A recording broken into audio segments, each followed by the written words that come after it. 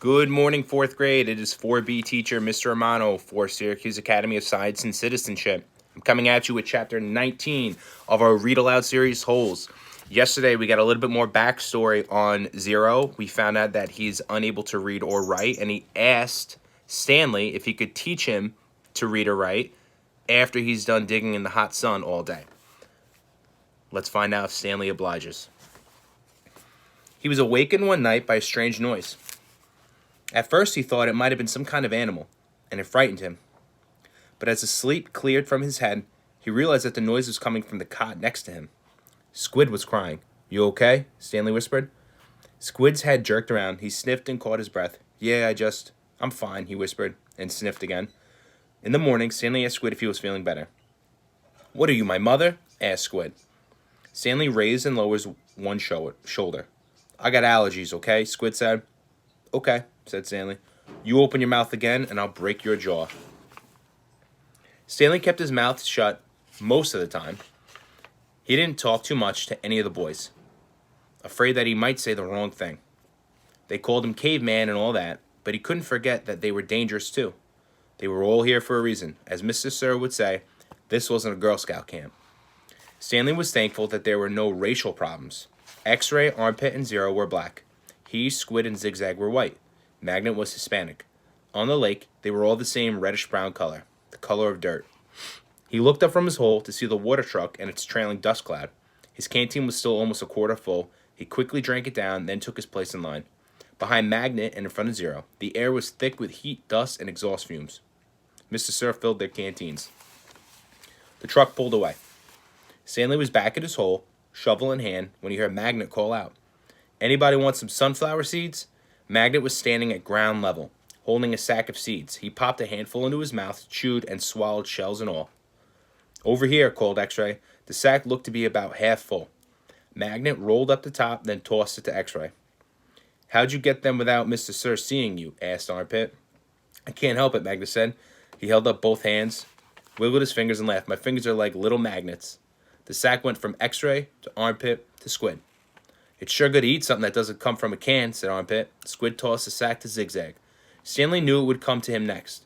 He didn't even want it. From the moment Magnet shouted, "Anybody want some sunflower seeds?" he knew there would be trouble. Mr. Sir was sure to come back. And anyway, the salted shells would only make him thirsty. "Coming your way, caveman," said Zigzag. "Air mail and special delivery." It's unclear whether the seeds spilled before they got to Stanley or after he dropped the bag. It seemed to him that Zigzag hadn't rolled up the top before throwing it, and that was the reason he didn't catch it. But it all happened very fast. One moment the sack was flying through the air, and the next thing Stanley knew, the sack was in his hole and the seeds were spilled across the dirt. "Oh, man," said Magnet. "Sorry," Stanley said as he tried to sweep the seeds back into the sack.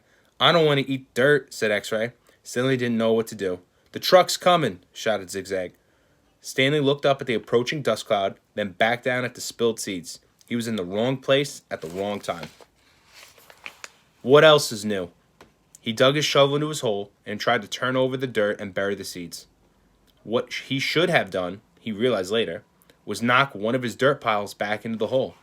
But the idea of putting dirt into his hole was unthinkable. "Hello, Mr. Sir," said X-Ray. "Back so soon?" "It seems like you were just here," said Armpit. "Time flies when you're having fun," said Magnet.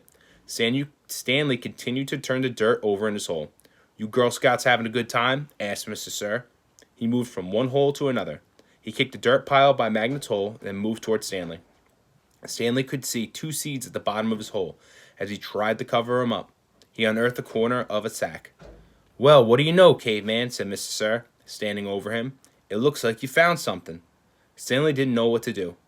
"Dig it out," Mr. Sir said. "We'll take it to the warden. Maybe she'll give you the rest of the day off." "It's not anything," Stanley muttered. "Let me be the judge of that," said Mr. Sir. Stanley reached down and pulled up the empty burlap sack. He tried to hand it to Mr. Sir, but he wouldn't take it. "So tell me, caveman, how did my sack of sunflower seeds get in your hole?" "I stole it from your truck." "You did?" "Yes, Mr. Sir." "What happened to all the sunflower seeds?" "I ate them." "By yourself?" "Yes, Mr. Sir." "Hey, caveman," shouted Armpit, "how come you didn't share with any of us?" "That's cold, man," said X-Ray.